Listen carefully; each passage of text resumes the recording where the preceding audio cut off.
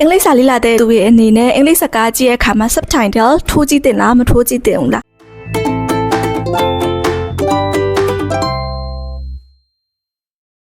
ဒီနေ့ခေတ်မှာအင်္ဂလိပ်စာလေ့လာတဲ့သူအများစုကစာအုပ်တွေ social media platform တွေအပြင်ကိုမှနိုင်ငံခြားရွှေ့စကားတွေကိုကြည့်ပြီးတော့လေအင်္ဂလိပ်စာလေ့လာလေးရှိကြပါတယ်။ကျုပ်ရှင်ကြည့်တာကစိတ်ကိုအပန်းဖြည့်စေတော့နိုင်ငံခြားဘာသာစကားလေ့လာရတွင်လည်းထောက်ကူပြုအနည်းလမ်းကောင်းတစ်ခုပင်ဖြစ်ပါတယ်။ဒါပေမဲ့မေးစရာရှိတာကစာတန်းတို့ subtitle ထားကြည့်ရကောင်းလားမကောင်းလားအဖြေကတော့ကောင်းပါတယ်။ဒါပေမဲ့သင်ရွေးချယ်တဲ့ subtitle အမျိုးအစားပေါ်မူတည်ပြီးတော့ရလဒ်ကတော့ကွာခြားသွားနိုင်ပါတယ်။ပထမဆုံးအနေနဲ့ beginner အဆင့်မှာတော့မြန်မာစာတန်းတို့မြန်မာ subtitle ထားကြည့်ရသဘာဝကျပါတယ်။ဒီလိုကြည့်ရင်အဖြစ်ဇလန်ရဲ့အသွားအလာနဲ့ဇက်ကောင်တွေရဲ့စကားပြောဆိုတာကိုအလွယ်တကူနားလည်နိုင်ပါတယ်။ဒါပေမဲ့တတိထားစရာအချက်တစ်ခုကတော့မြန်မာစာတန်းထိုးနဲ့ကြည့်တဲ့အခါမှာသင်ရဲ့အုံနောက်ကအင်္ဂလိပ်စကားပြောတန်ကိုနားလည်ဖို့တက်မြန်မာစာတန်းထိုးကိုပို့ပြီးတော့အာရုံစိုက်မိသွားတတ်ခြင်းပဲဖြစ်ပါတယ်။ဒါကြောင့်ဇလန်ရဲ့သဘောတဘာဝကိုနားလည်နိုင်ပေမဲ့သင်ရဲ့ listening skill တိုးတက်မှုအပိုင်းကတော့နှိကွေးသွားနိုင်ပါတယ်။ကဲ၍သင်ဟာအင်္ဂလိပ်စာကိုအမှန်တကယ်တိုးတက်ပြောင်းလဲခြင်းနဲ့ဆိုရင်တော့အကောင်းဆုံးရွေးချယ်မှုကတော့အင်္ဂလိပ်စာတန်းထိုးအင်္ဂလိပ် subtitle ကိုပြောင်းလဲအသုံးပြုခြင်းပါပဲ။အင်္ဂလိပ်စာတန်းထိုးထားပြီးကြည့်တဲ့အခါမှာစကားတွေရဲ့စကားပြောဆိုတဲ့